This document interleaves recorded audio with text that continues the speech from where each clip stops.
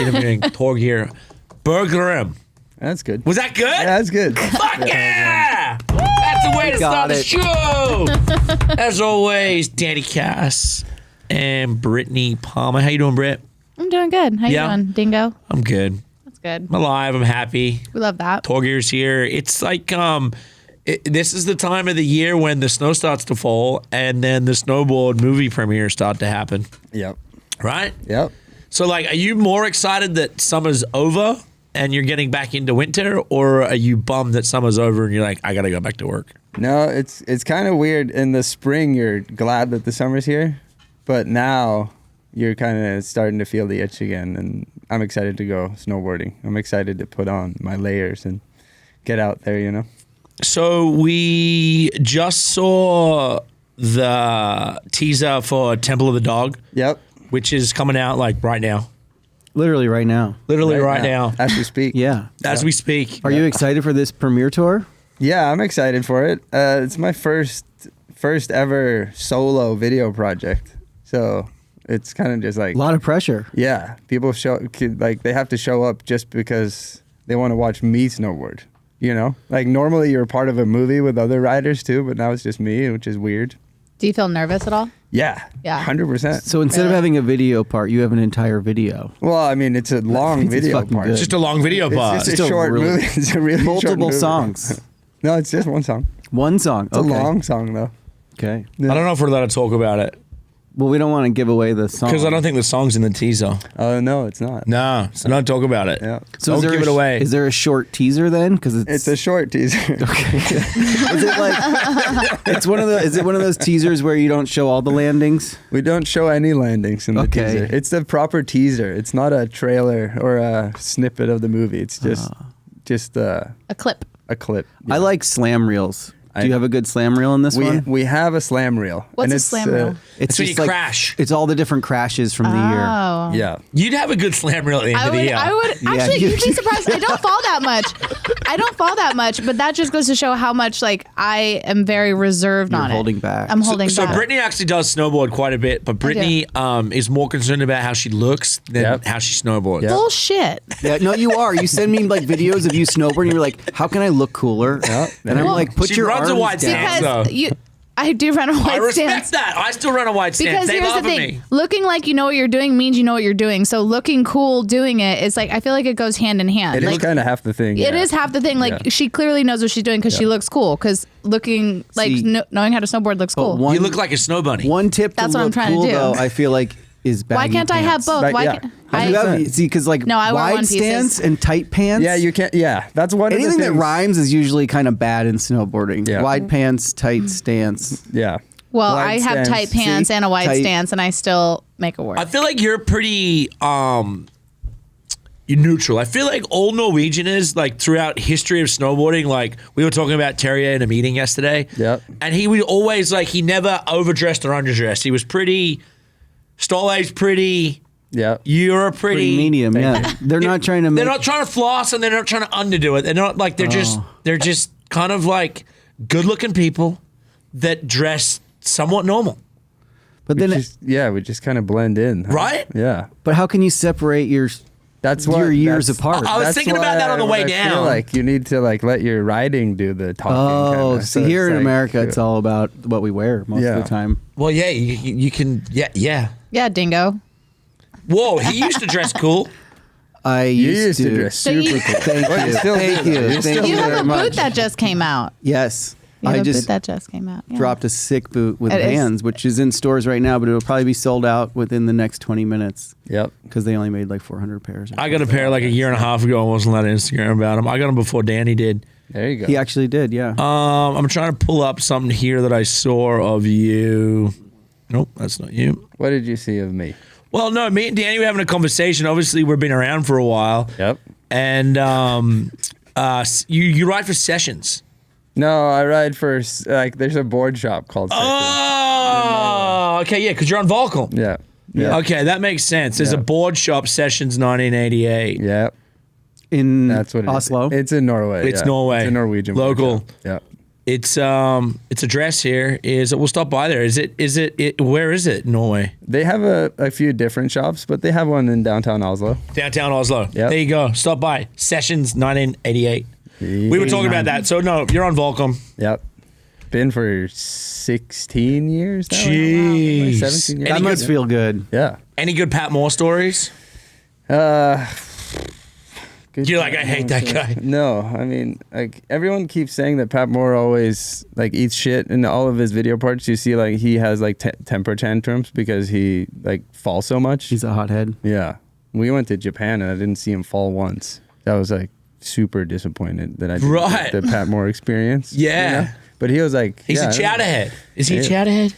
That chowderhead is kind of a reference to people from Boston or Massachusetts. I think he's New Hampshire. Oh, he's New a live Hampshire. free or die Yeah, guy. he Live is free or an- die. Yeah, he has Live a live free. free or die tattoo, I think. You have to. Yeah, for sure he does. His mom used Are to you- work do at you what get born with resort? them? Do they do it in the hospital? born or I with think them. it's when you get your license plate for your car because it says That's leave what it free or is. die, Yeah. and then you take that immediately to a tattoo shop. do they do it at the DMV? They actually do it. Oh, they do the tattoo at the DMV. Yeah, that's what they Yeah, do. live free or die. That's where they can. New yeah, yeah. Hampshire. You get a That's where they discount. used to do the world quarters. And his mum worked at the resort. He was a young blood when I was on Genius. There you go. Yeah. Was he on Genius? He was on Forum. He was Forum yeah, Youngblood. Yeah, exactly. Yeah. So we all traveled around. It was Travis Kennedy. Yep. How's he doing? I don't know. No. Last I heard, he was in Alaska. Yeah, that's the last I heard. I do want Yeah. to find him on Instagram. Yeah. 'cause I feel he like was a good snowboarder. Oh, hell yeah. Larry Ascari. Yep. But he like went pro that year with that movie. Jake Blavel. Who was the Tahoe guy? The kid, the cool kid. Forget. Jimmy Toma. Jimmy Tomer. Do you know? No, you don't. That's, I don't know. Nah. He randomly won an X Games one year. No way. Yeah, randomly won, and then like was a Tahoe kid, and then was kind of around, and then gone. Crazy. Louis Vito. Yep. That was the Was he original. in there? Yeah, he was on the original Youngblood team. Ricky Melnick was the team manager. Wow. We were just at Nitro Circus talking about this. Anyway, we're here to talk about Temple of Dawg. No, we're more excited about your snowboard career, I think, right now. So tell us from after Youngbloods, what happened? That's the only shot I ever had in a movie. So you retired. I retired, the famous jet ski. Yep. Where'd you come up with the name? It was actually PH, Austin's dad. PH. Yeah, so That's Axel, PH's Hardis, favorite and- snowboarder right here. Yeah. There you go. I love him. Yeah, you and Kevin. Oh, is it Kevin Baxter? No, that's Steve Kotzenberg's favorite snowboarder. Really? Yeah. PH dropped Danny's name when Axel and PH were on the bomb hole. There you go. He said, "What's That's your pretty favorite sick. snowboarder?" And he was Danny Cass. Yeah. Yeah. Like, what? Chris was like, that was pretty fast. Sure you don't want another second? Think about it. PH knows what he's talking about. No, we were at the Monster House in Utah and we were listening to Temple of the Dawg music because we were looking for music for the film. And then we also bought a whole bunch of camp gear because we were going to Whistler. We camped out for 21 days in the snow. Whoa. And then we kind of figured that was kind of our temple for the month. So we kind of just You camped in the snow for so 21 we, days. Yeah, we With made a sign that said snowmobiles. Temple of the Dawg, and then that was it. Explain this to me. So it's you. Who else? Me, Spenny, and Judd in a tent, and then another tent was Brandon Davis, Ryan Finder, and our guide Mason Michon, and Stala came in for a little bit too. And Ooh, nice. Does Dolly have a little? Is there maybe a little? I wish there was, but no clips. We didn't get any clips. He cut him. He got cut from the movie. Well, that's what No, happens when you're no. the director and the main star. Yeah, well, I've heard you don't like to be shown up in your own movie before, so he's out the door. Exactly. All his shots were just too good. We couldn't put him in. 21 days camping 21 days in the snow. Yeah. I built a sick outhouse. I'm gonna send you a video you can show on the. Send me a video so Yeah. we can put that in there. You made a sick outhouse. Yeah, so there was like a huge tree, and then it fell over, and there was like a root, and then like the snow made this huge like snow pillow, and I made a snow cave, and made a nice like wood toilet thing to Yeah. sit on, like a seat, and then we made a hole, and then we had like those like when you mill wood, you get all the sawdust. Yeah. Because we milled like kitchen counters and tables and everything up there in the woods in the 21 snow. days is a long time to be up there. Yeah. You're You had your doing own shit. composting. Yeah, so we threw that on the so like didn't smell anything, and it was nice, super nice actually. Any Cold, though. animals? We didn't see too Sightings? many. No Well, bears? there was a lot of animal tracks, but all the bears were still in hibernation, so we didn't. That's good. So and I know there are other animals. We saw like lynx, those cat animals, like big cats. Yeah. That was pretty sick. Were you But guys hunting? Like, what were you eating? We ate a lot of dry food. I Dry wish we food, hunted. right. It would have been way cooler. What's Right. dry food? So Like dehydrated freeze-dried- food, Yeah, like astronaut food. freeze-dried food, and you just pour like boiling water in there, and then you let it sit for a little bit. And then So how many Then you times have did you eggs. guys do like food runs to bring more food out? We did 2 food runs down. We did one. So I went down once, and we got extra gas and propane and some extra food. And then when Stale came up, he brought a bunch of extra stuff too. So How did you guys decide 21 days? Like, was it like supposed to be 3 weeks? yeah, 4 it was weeks? kind of like we had March, the month of March, and then we kind of just went up there, and it was good already. So we just went up straight away, and then kind of 20 days was kind of our cap. Like 21 days, and then Before you start eating each other? yeah, exactly. Who would have been the first one to go? Davis? Judd probably. Judd. Yeah. It looks like his meat just comes straight off the bone. Yeah, some nice little Hoya meat. Yeah, exactly. Like you're the first to go. Any moments up there that like, I don't know, like was it weird? Was it like, did you guys like feel claustrophobic, or was it like just a bit of Groundhog Day every day? There was definitely a bit of Groundhog Day, but we did film at night in the Alpine, which was pretty crazy. So we went up with the snowmobiles at like 8 p.m. and then we stayed up there until it was completely dark. And then when you're in a very dark place with no light around, and it's like clear skies, the stars are like beautiful. Insane looking. Yeah, we've been there. We've been there, had that feeling up in Alaska. Yeah, so sick. And then you don't have any like depth of like your vision. It's like you can't really, if you hit something when you're riding and it's dark, you can't really feel like your balance is way off. I saw the shots. The shots look amazing. Yeah, the shots look pretty cool.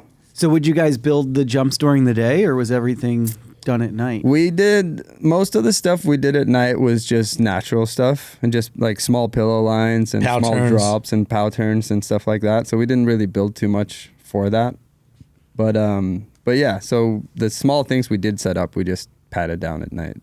Did you like plan your line during the day at least? Like go up and say like, okay, this is going to be a good run. There's a tree there. Mark that. Or you Kind just of. go, yeah. Yeah, like one of It the was like a spots we plan. did. Yeah. One of the spots we found like 3 different options on that one cliff band that we hit, but the small pillow lines we were kind of just winging it because we had a drone with a 10,000 lumen light on it that was like Wow. hovering above and just following us down. So you kind of just have to wing it and just like wherever the drone go, you go. You're kinda. going for the That's light. cool. Yeah. If you tracked it out, would it mess up a shot? Like you wanted untracked shots, kind of, right? Yeah. I mean, like maybe like you don't notice it that much. So like in some of the clips, you can kind of see some tracks, but for like the overview shots, so like the far away shots that are shot on like the tripod, like the long shots, you definitely want like clean snow. Clean snow. Yeah. That makes sense. Yeah. Did you guys burn through any of these flying drones or anything? Anything flying to trees? Because I feel like We did. It went down once. We went and got it, and it was completely fine. So like we didn't destroy any, but one of the days got cut short because we flew into the snow. But I feel like we were pretty lucky. It was more getting Judd unstuck from the snowmobiling. snowmobiling. Yeah, Let's talk about that. yeah. You're gonna talk about. Yeah, Is he not very good at snowmobiling? I mean, Judd hasn't snowmobiled too much, and he's also very light. Yeah, he's a little- so like he's a little he can't guy. really wrangle the sled too It's much. Yeah. hard. You got to really bounce from side to side. Yeah, And then if you don't have too much weight, Are you thinking about what I'm thinking about? In Alaska, Yeah. where you were like, just leave me here. So we were doubling up like a crazy steep hill, and it was like one of those moments where like, I don't know what happened. Did we get stuck? Our weight was a little imbalanced also. Yeah, the weight was a little I was imbalanced. really leaning and pulling, and we kept kind of like getting spun to one side, and he just wanted to give up. Oh, yeah, like I was like, And I'm just like, fucking get back leave me on, here. we're going again. yeah. It's Snowmobiling can be so gnarly. Dude, it's Like, frustrating. people don't get it. Yeah. It's like once you like got to dig out a sled and then dig it out again, and then it's so much effort. I know. And then once you get it stuck once, you get frustrated, you just keep getting it stuck and getting it stuck and getting it stuck. And it's just like 10 times. Like, and you're just like, oh, I'm 2 miles from the road or from In the like, middle of from the nowhere. car. And you're just like, fuck. And then you just keep doing it. And it gets more tiring every single time it happens. And then end of the day too, when you're tired, want to go back and just like, it sucks. I'll never forget that. I was like, just leave me here. Yeah. I was like crying. He did cry. He literally cried. And then the best of it, he dropped in for this like super long run-in jump, this windlip jump, Yep. and he's wearing a microphone. And he like so tired that he just kind of is like, I'm just going for him. Like, give yourself a minute or two to like catch your breath. And he's like, no, dropping. And he drops it and he catches his like nose edge and just tomahawks. And he comes to a complete stop flipping after like 4 tomahawks. And he just goes, oh. Just sharts his pants. So good. But it is tough because also with snowmobiling, like you have to learn how to get it unstuck. Yeah. Yeah. Usually sometimes it's the opposite way you think. Like you're like, all right, I'm going to go up there. And really you just roll the thing over itself and like Yeah. until like you're pointing it downhill and away from anything. Yeah. So you guys are going like off trail snowmobiling. Like Yeah, when yeah. I go, it's like a trail. Yeah, you're it's in like nice. a Park City like You know what I ride. mean? Yeah. Where they stop We in have a a tour chalet and guide like to serve help me out. champagne and like Yeah. wicked. They give us know like what a you're little doing. meadow. They give us a little meadow. They're like, "Okay, go crazy." We're like, "Okay, let's go." They're like, look at the wild horses, and there's some dude like holding horses. Like, all right, here comes All right, the group. single file line, everybody. You know, Yeah, your snowmobiling's a little different. it is. It Slightly is. different. It's fun though. Yeah. Yeah, you kind of want to go where no one else goes. because Yeah, I you feel like want, that's the most you know, fun. That's what I yeah. hear, that I'm doing it wrong.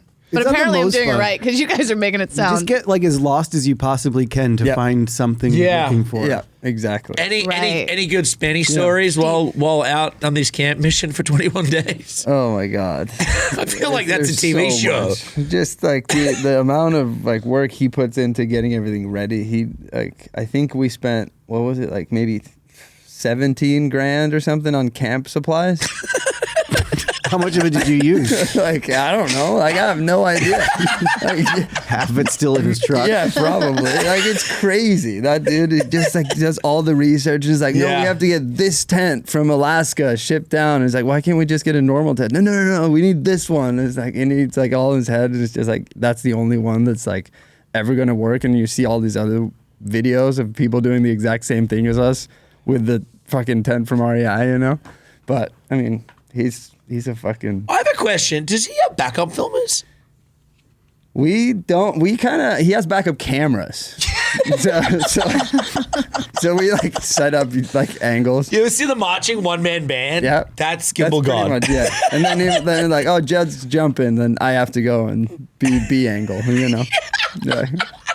So we're a tight crew. It just came to my head. I've just noticed that, like, holy shit, I've never actually seen him with like an assistant or like a backup, like a second angle filmer. Yeah. You're like, We did have one for parts of the trip though. So like Brandon Davis's filmer came with us, but for when we were in Logan and in Jackson and stuff like that, it's just sometimes you only have one filmer Yeah. and you have to make do, you know.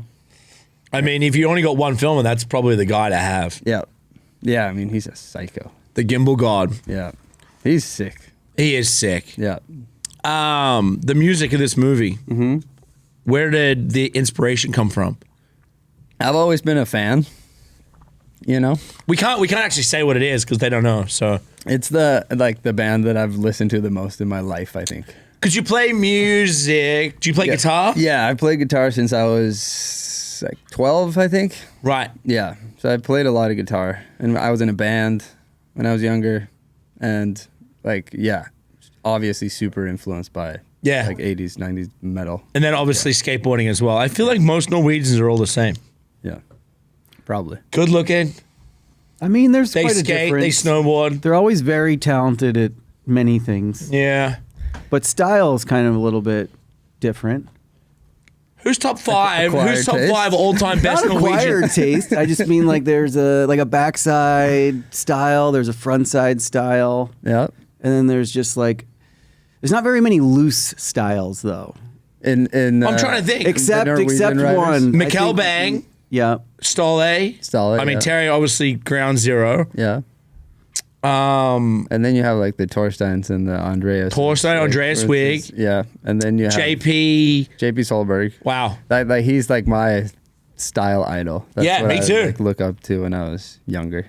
There's another style idol we're forgetting though. Who? Someone who has a lot of flair. Oh yeah. Fridge. Yep. You're right. Fridge to is the Norwegian, backpack. right? He is. Yeah. Fridge is Norwegian? Yeah. I always thought he was American. No, he's as Norwegian as they come. Wait, Fridge is the one that rides with the backpack, Yeah, right? yeah, he's yeah. he's Yeah. fucking Norwegian? Yeah, he's Norwegian. I guess I never spoken to him. I just thought he was American. He's got flair. He's Yeah. the only one who doesn't have like backcountry much shots. What's in Yeah. the But he's What's in the always riding backpack? with the backpack. I don't Snooze. know. That's the big mystery. That's why he keeps wearing it. You know, Yeah, because nobody keep people knows. guessing. Floyd Mayweather has money. Yeah. Who else is known for carrying a bag? Maybe there's nothing in the back. Maybe. I think it's Who like knows? a stuffed animal or something he Yeah. grew up with. Little stuffed animal. Hey, yeah. Interesting. I think we just named. Is there anyone half else of we're them? missing? Like Norwegian professional snowboarder. Yeah. D. Frank. Daniel. Oh shit! The slippery hot dog himself. yeah. I still follow him on Instagram. Growing up, it was like Terje or him, and I guess I was more of a Daniel Frank guy. Yep. Gonna be honest. Like I was I like am I for love sure. Solomon because he was on Solomon. He was always like the underdog. And he was slippery. And then also, if you get to meet him in real life, he really like. I met him a couple weeks ago. It was. You just met him? insane. Yeah, a couple weeks ago. He's Legend. crazier now than he is was when crazier he was now. snowboarding. Yeah. I didn't know him back then when he was snowboarding, but he still shreds. And when I see him on the hill, he's always like, and I was like, oh, I'm going to film you. And then he always like chucks like Hawken flips and stuff in the pipe still. Like he goes for it. It's so good. Yeah, nah, he's a good follow on Instagram. Yep. If you don't follow him, I forget what it is, but it's I think He's making art right now, like big time. D. Frank or something. It's D Frank. Anyway, Daniel Frank, just look it up. You'll But find him. Growing up for you, what were some of your inspirations in snowboarding? Well, obviously a lot of Norwegian snowboarders who've done a lot of cool things, but like early on, like Terje and Daniel for sure, and then Andrea started winning a bunch of contests, and then Torstein too. He's from the same place as me, and he's Where are you from? Trondheim, Norway. Trondheim. And then there's a ski hill that's like 10 minutes from where I grew up. So But you guys don't have the best like mountains in the world, right? It's no. There was like it was 5 T-bars, no chairlifts. It was just it's a hill. It's not similar a to mountain. Finland, It's like- but not yeah. as icy and cold.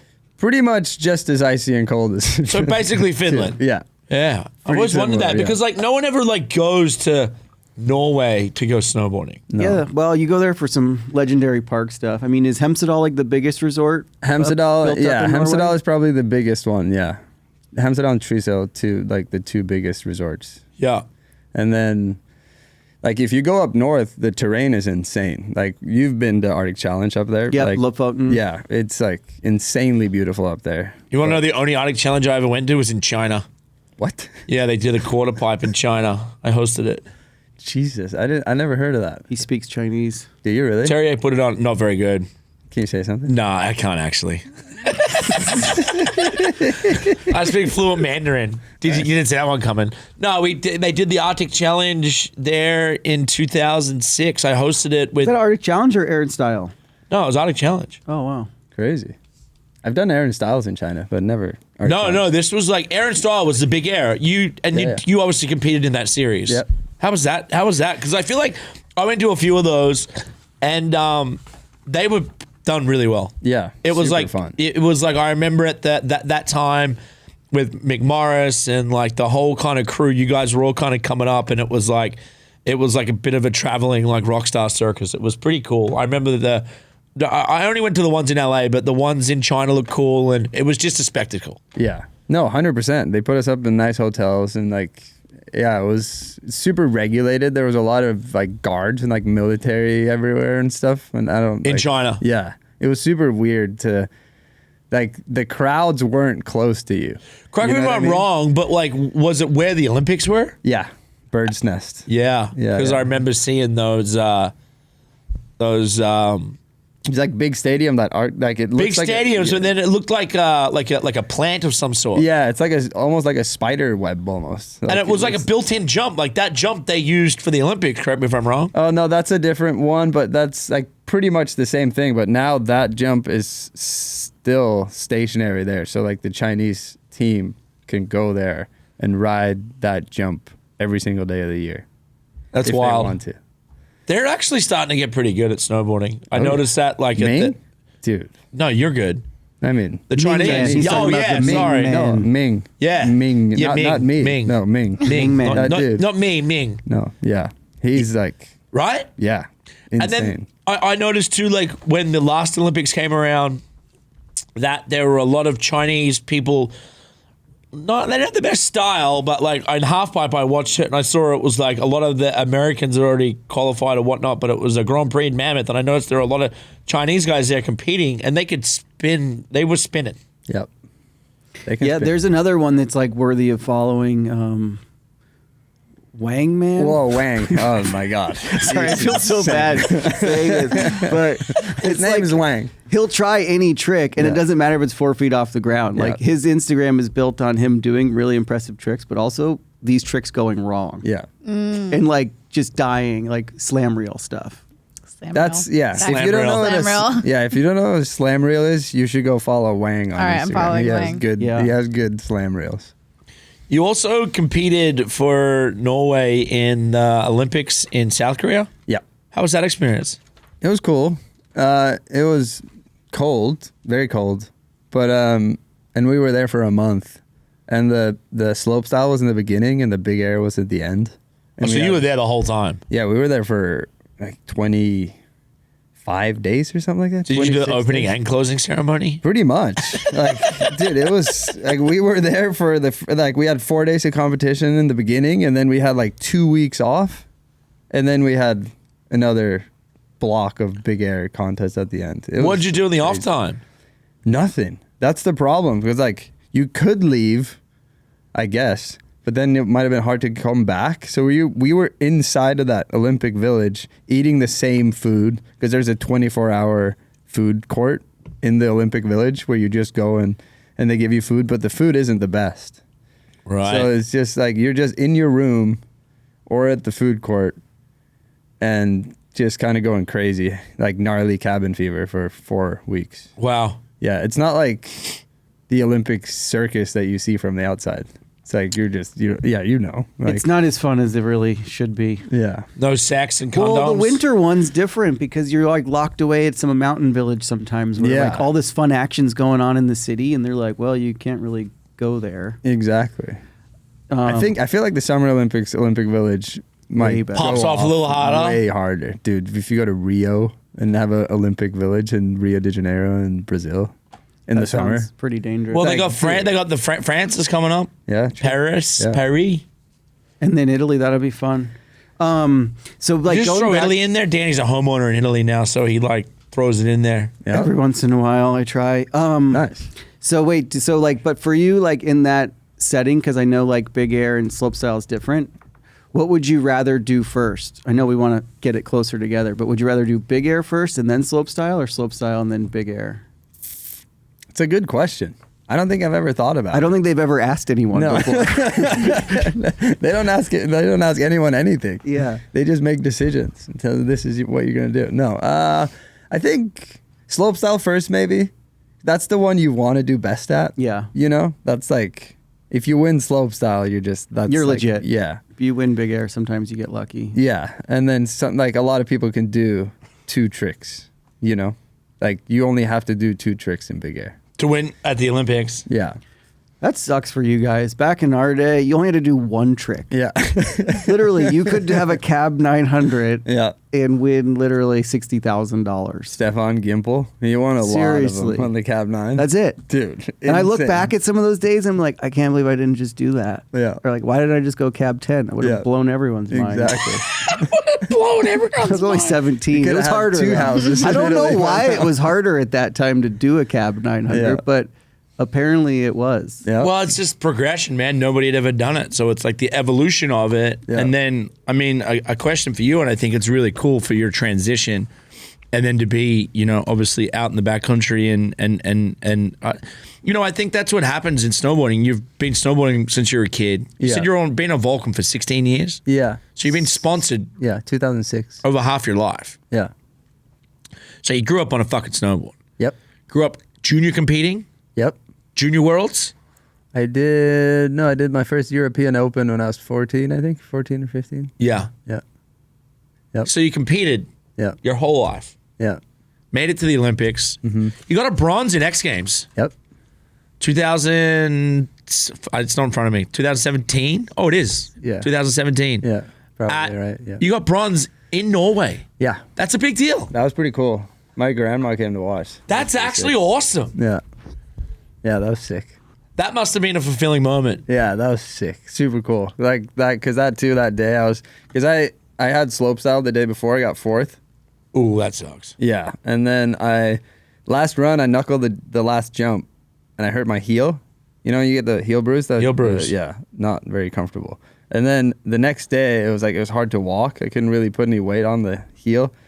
And then I went to the physio and we talked about it, and it's like, what can we do? And then we tried to cut out like parts of my heel and my insole and my boot to try and like, I thought you were going to say parts of your heel. yeah, that would have been, We chiseled away at my heel. That's weird because I Bigger think you'd commitment. want more padding. yeah. I think we thought like, The less pressure. yeah, like not have Room. like, to have it touch anything. Did it 'Cause was, work? like- and then we kind of just figured out nothing worked. And it was like my left foot, so it might be my back foot when I ride normal. So we just figured that I could land switch and land on my other foot, and then that would be okay. So that's what we did. So switch it up and land So on your yeah, toes. I had to switch it up, and I had to do tricks where I only landed switch, and which worked out. And What I about got- taking off? taking off was fine because it wasn't like it was the impact of the landing that was the most painful. So taking off was okay, but yes, we figured out that if I landed switch, it was all right, and then I did that, and ended up winning the bronze medal. So that was What cool. trick did you do? Sorry.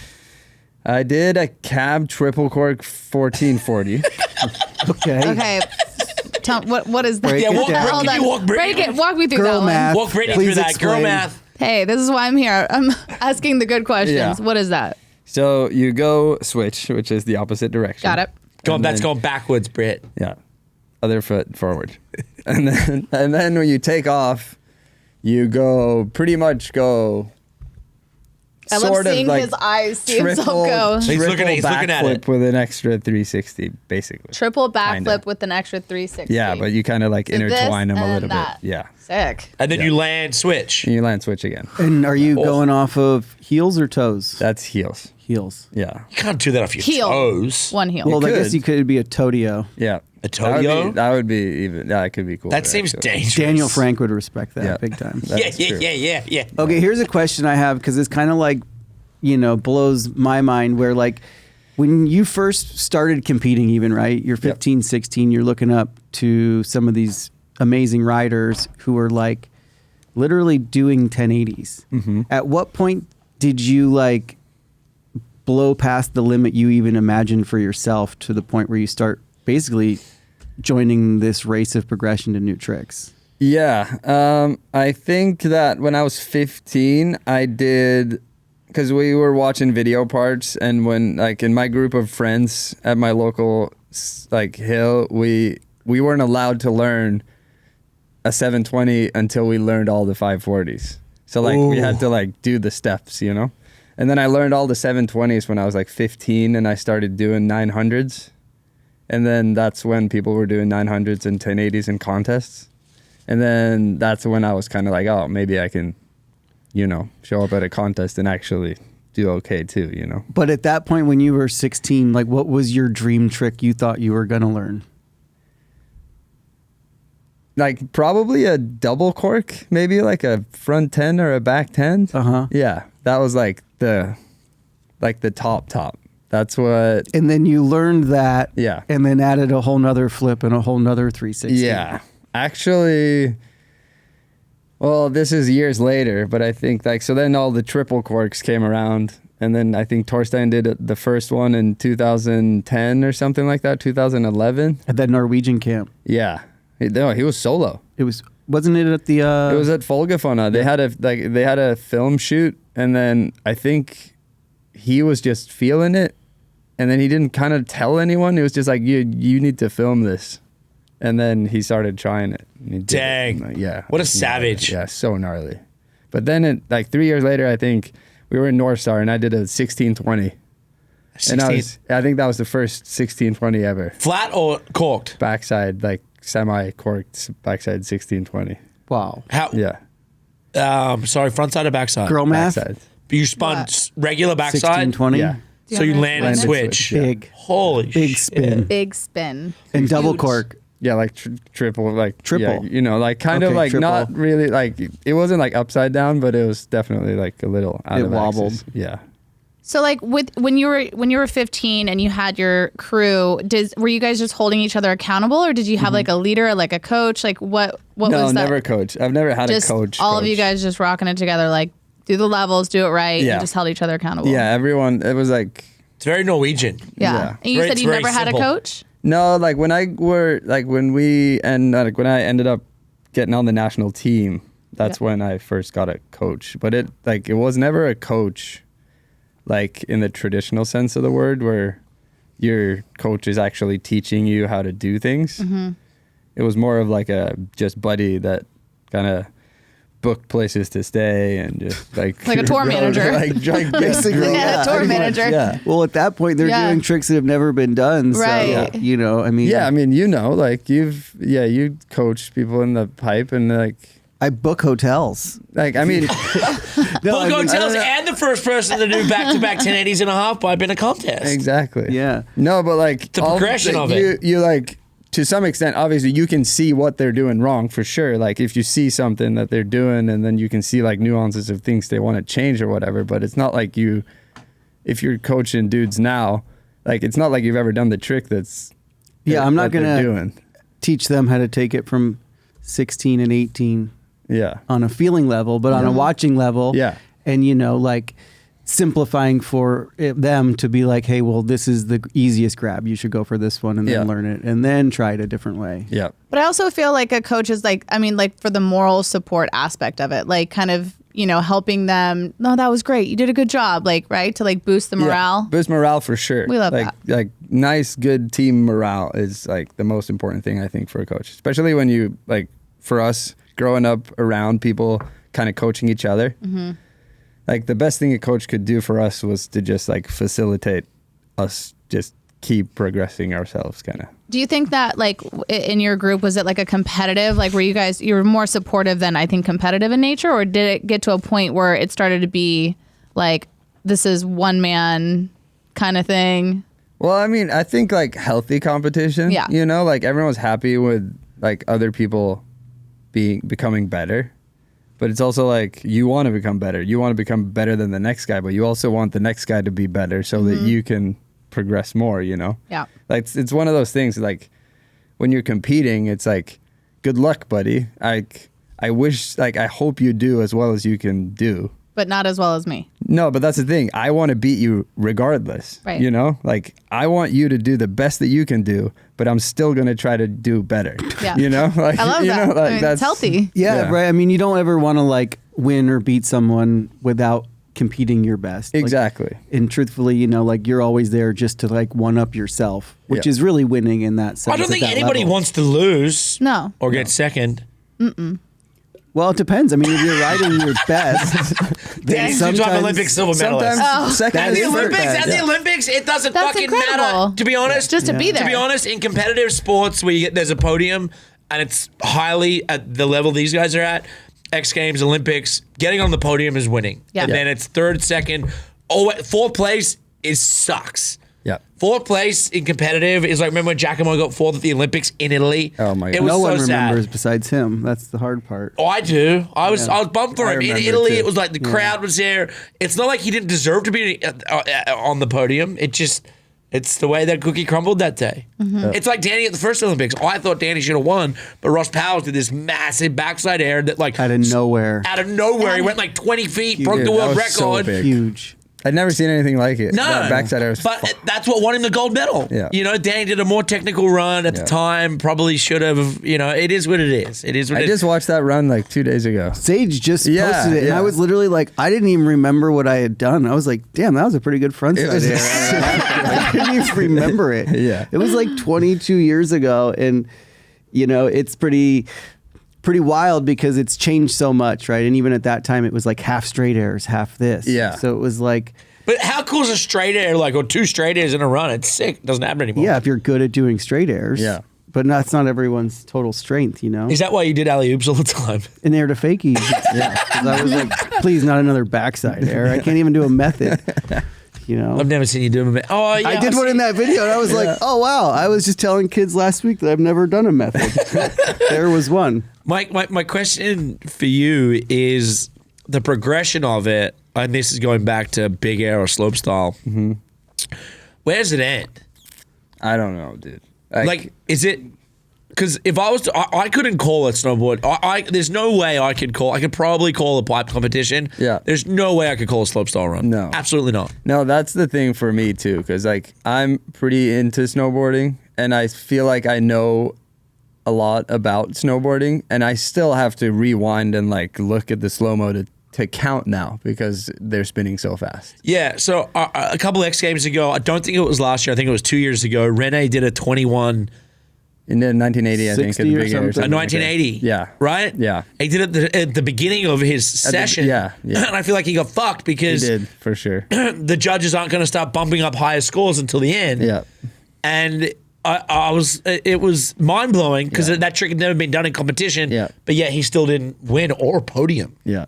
Yeah, I mean, back to your question about progression. I think like I'm never surprised when I see an extra spin or an extra flip anymore. 'Cause, Yeah. like, they did, I don't know if you remember, but like the gap session jump back in the day, like some lady, that was like 3-point-something seconds of hang time. And then some like physicist lady did the math on like how much force a human can generate and how fast you could spin and how much hang time you have. And then she calculated that you could do 6.5 corks, I think. On like a 90, 80 footer or something. Yeah. Because what's the right now, is there There's five this one cork dude who been did down? the 5 cork. So Who? like Japanese guy. Yeah, makes Yeah. sense. Yeah. And was that a 19 or a 21? 20, that would be a 2160, I would believe. Yeah, I think.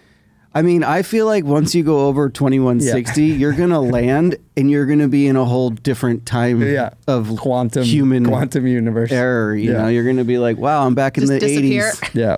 Back in the 80s. I don't know if you remember Cool Borders. Cool Borders Oh, 2. yeah. Who doesn't remember That was Cool a Borders? sick game. Yeah. Cool Borders 2. And then I used to wind up, like, you know, you could wind up the spin. I used to wind up the spin, the whole in run on one of the jumps, and I did a 25-20 on Cool Borders 2. But that's out. That's we're And then getting I close was to like, that. oh, that's so out of like this world. Did like you stop it? On Cool Borders. Yeah. But now I'm like, dude, it's not that far off. Nah. I think we need to start playing Cool Borders Yeah. 2 again to see what the next trick is. Exactly. You're like, You have wow, to if I have- just go stale fish from there Yeah. into Weddle grab, Yep. back to stale fish. Maybe I that's could what the do this. Japanese Olympic team's doing. Yeah.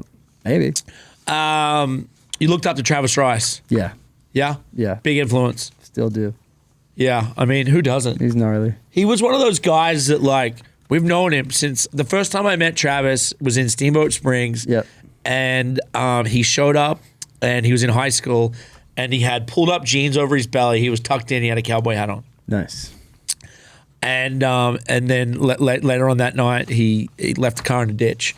And that's when I realized he was a madman. Yeah, he is a madman. Like a classic madman. crazy. And then we competed on the Grand Prix a little bit. He's always kind of around. And then he had that breakthrough at Super Park. Yeah, Correct me if I'm backside rodeo over a 100-foot hip, and it Yeah. wasn't supposed to be set as a jump. And he the just- landing was like the yeah, size he of this. went over It was a the small thing. landing. Small landing zone. Yeah. And then he transcended. He was in the original Grenade movies. Kurt Morgan filmed all his stuff, but then they took it to another level. And my question is to you, like looking up to someone like that. Yeah. I think there's a bit of, definitely a bit of crazy, but then also a lot of skill. Yeah. Or maybe it's the other way around. I'm not sure. It might be more crazy. I don't know. Do you think, my question is, do you think what he had done in the backcountry will be done again?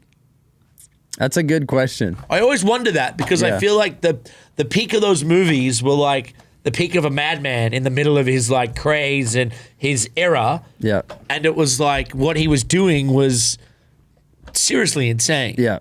And I remember Pat Moore being like, and even you had a few clips in a couple of the movies over the years and went out and built jumps with him. And I remember Pat Moore being like, dude, it's literally scary going and building a jump with this guy. Yep. And he works his ass off and you build the biggest thing and he goes, then you're there and you've got to jump with Travis Rice. No, usually he makes you guinea pig it. Yeah, there you go. He's not the funnest person to jump with, that's for sure. But I think you're right, like, because there is definitely a movement, you know, where it went from just the biggest, and Travis added what was the next level of like tech, you know, double flips, back dub, you know, rodeos.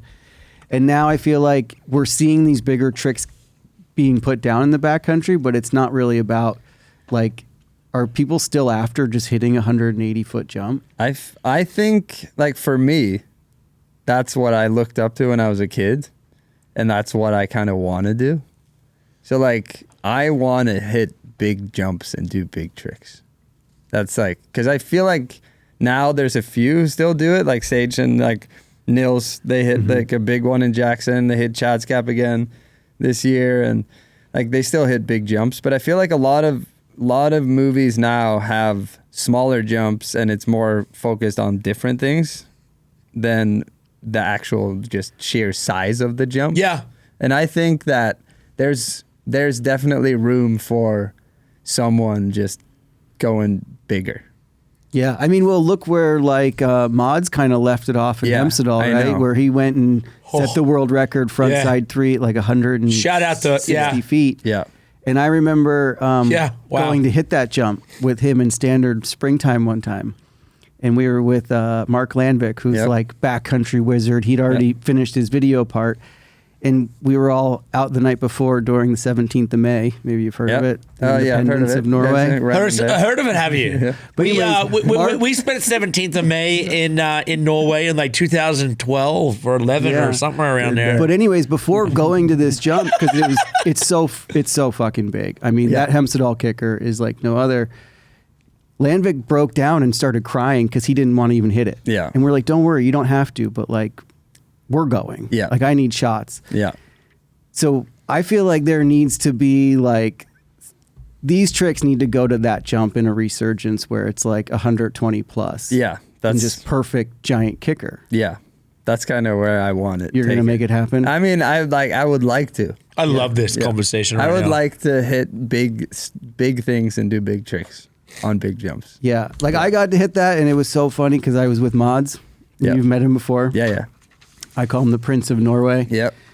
And Rad, dude. We left Mods out of the original Norwegian Well, we're snowboarder catching him conversation. in We're now. catching up, batching him in. But anyways, so Batching him in. I was like, it was just me and him, and I'm like, all right, well, show me the speed. You've hit this a bunch. And Yeah. it's kind of weird the way it kind of rolls down the Yeah. hill.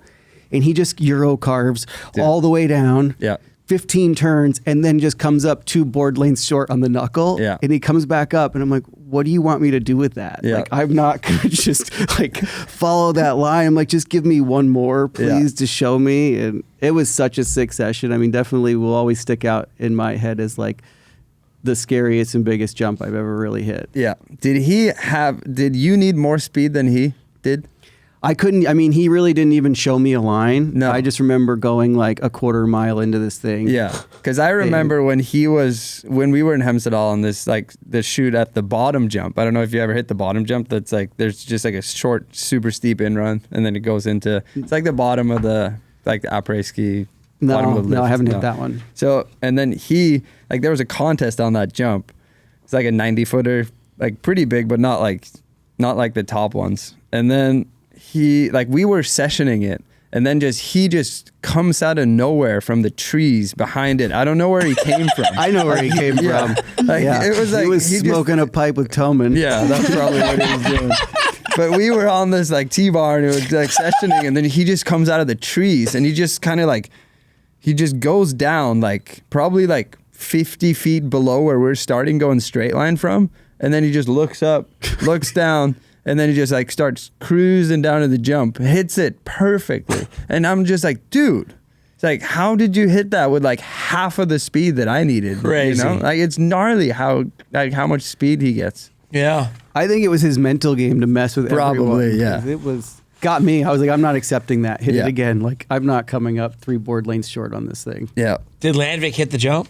No, he just watched us and hung out all day. Yeah. Well, his I mean, pot- 17th of May was a big weekend for us. You did especially with it on the Matt's. 18th? We left on the 18th. Yeah. So it was like a 3-day hangover. Oh yeah, he or was something. totally messing with you guys. He's Yeah. like, let me go into the city for their Independence Day. Let's get them messed up, and then I'm going to take them to the biggest jump in the world. Yeah. Yeah, he's like, don't worry, I called in some favors. Mark was like, no. I called in some favors. That's sick. All 17th right. of May's fun. If you want So- to ever go to Norway, go on 17th of May. Okay, done. It's Yeah. their Independence Day, It's a All right, great day. On the 17th of May. and then all the high school kids are like breaking up from school. They're all to the 12th graders or whatnot, but they drive around these crazy 2-story buses, and they are raging. Really? With Oh, sound it's so cool. systems, and they all wear like red or What's the blue drinking jumpers. age in Norway? What's that, drinking 7. age? Yeah. Yeah. Legal 18. 18. There you go. Yeah. Yep. All right, so it's Temple of the Dog. It's out November. November November. Is there an actual I day? think 20 something. Okay. 20, yeah, I don't know. What? I mean, apart from snowboarding in the dark, is there anything else that we need to know about this before we let you free? It's kind of like you don't have a lot of time to blink. There's not a lot of slow-mo. There's not a lot of like lifestyle shots. There's no talking or anything like that. So it's just like your eyes need to be open for 8 minutes 8 minutes. before you blink. Yeah. Filmed and edited by Gimbal God. Yep. Directed by yourself. Directed by myself and Gimbal God. Yeah. Music is picked by you and. It's basically me, and then I got the go from Monster. There you go. Because it's a big one. It's a big song. It's a big song. That's Yeah. all you need to know. Yeah. I want to know. Brittney's like, I want to know. Tell me later. Yep. Okay. All right, so before we let you go, Torgeir, we have lightning round, and we're gonna let Brittney hammer you away. These are the Ooh. quick answers. Think quick. Best Norwegian slang word. Wow. Oh Jesus. Slang word. Holla. What does What? that mean? Means hello, but it's just Holla. yeah. Hola. Hello. All right. Advice to your younger self. Don't worry too much. Okay. Yep. Favorite video part of all time. Oh, that's a tough one. That is a very tough one. Maybe I'm gonna go with Travis Rice and Pop. Pop. Yeah. Dang. Wow. Yeah. That's that was filmed by Justin Hosnick. Yep. Best Yeah. opening shot too, right? Yeah. The overshoot. Dude. Fun fact on those movies, they were all edited in Hawaii. I know. So sick. I Yeah, wish they he's a still did legend. that. I actually re-spoke to him when you did your little series. I forget where he was like living in some hut up in the mountains. Revelstoke, I think. Yeah. He lives in Nelson. Nelson. Yeah. He lives Yeah. close to Baldface. Yeah. Yeah. What a legend. Yeah. And then who else used to be? JP was in those movies as well. I mean, hell everyone, yeah. that was that movie. Yeah, those writers. That was good call. Thank you. Sick. I like that. Good questions. Best Norwegian food you miss when traveling. I don't really eat too much Norwegian food, to be honest. Oh yeah, brown cheese. I'm gonna say brown cheese. cheese. Yeah. Queen. Is that just cooked cheese? You put it on like just if you have like a fresh piece of bread, you have butter and brown cheese. It's like goat cheese. Okay. Yeah, but it's sweet goat cheese. Most treasured thing you own. My noise canceling headset for my flights, probably. Wow. I mean, that'll important. that'll cancel out a baby crying. Best thing about writing for Monster Energy. You get to come to these cool things and do a lot of fun stuff with a lot of fun people. Yeah. Yeah. That's awesome. Cheers to that. Danny, to any that. last questions? That's it. All right, dude. Congrats. Temple of the Dog out this month. You're a legend. Thank you guys for having me. That's a wrap.